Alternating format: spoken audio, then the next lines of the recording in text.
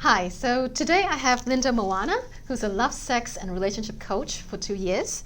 What I find very interesting about Linda when I first met her was the fact that she didn't start off in the counseling stream at all. She did something quite different. Linda, can you share with us your history? Sure, Jocelyn. So before I was a coach, I was for many years, 25 years in fact, working as a banker at UBS in wealth management. And I really loved my job. I worked with high net worth individuals as well as ultra high net worth families. And having that job had a really strong emotional aspect to it because we were working with people. Yeah. And that's really what sustained me for 20 something years, working in the same job. But after a while, I felt like my growth was plateauing. And actually 10 years before I retired from that job, I was working a lot on myself, doing a lot of internal work, working on myself as a mother, how not to be so triggered.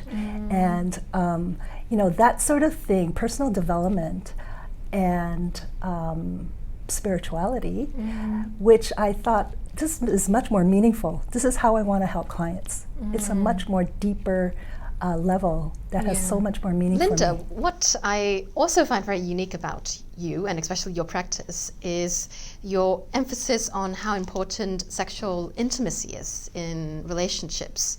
And that's really rare, especially in Hong Kong, which is still predominantly Chinese families, right? So can you explain more about that side of what you do? Sure. Yeah, Jocelyn.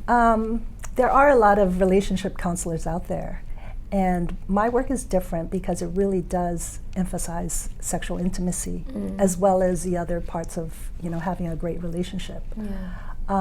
Because there are a few premises. One is you can't have a better relationship without better sex. True. In sex, this is where we have our greatest desires and longings, as well as our biggest blocks and fears.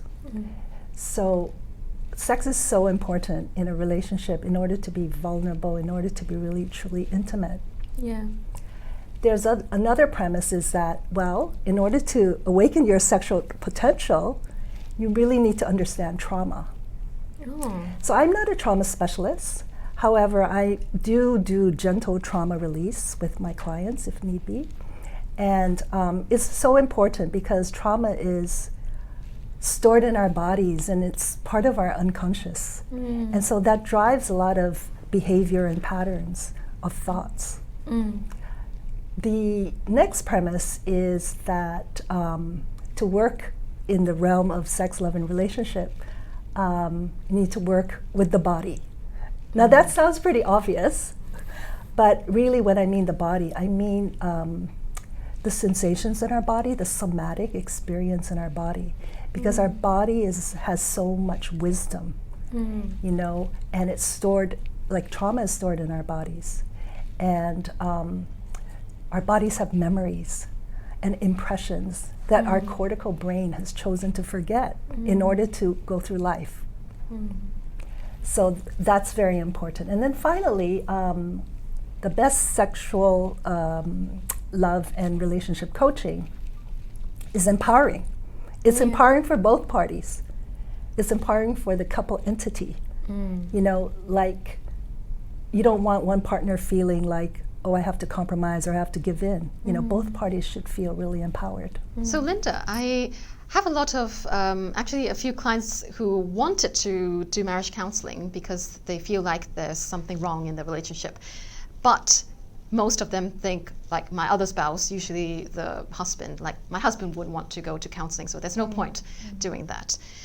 In your experience, have you ever helped one part of the couple do their therapy instead of having both of them attend counseling at the same time? Yes, sure. I have a lot of times women approaching me because they're not happy with their relationship with their spouse. But like you say, he's not really willing to work on it, or he thinks, it's not really worthwhile. When a woman transforms, she can transform the relationship. Oh. Yeah, and a lot of the transformation is really not about getting rid of the so-called negative parts of us or the parts of us we don't love, you know, like trying to be perfect. Yeah, which women tend to want to do all the time. Yes, it's not about that. It's really about loving and accepting all parts of ourselves. It's really going deep dive and finding these shadow parts that are actually driving us unconsciously. And when we bring them to conscious, when we treat them, when we take them and hold them with love and compassion, you know, and accept them, that's part of us. That's really about being whole, you know, and that's the healing process. And when you're whole, that's truly self-love. And so when a woman transforms from, you know, hating these parts of us, herself, or, you know, being very critical, you know, the inner world is reflected on the outer world. So if she's critical within herself, she's often critical with her husband and the family members. So when you have that self-love, it actually, you know, does permeate so easily to the relationship. Now, that doesn't mean that the relationship is guaranteed to be successful, but it's really the first step. It can be the first step. Oh, that's a very interesting. Thank you very much, Linda, for sharing that with us. It's really my pleasure, Jocelyn. Thank you so much. Okay, so next episode we will talk more about perhaps the relationship aspect of what Linda does.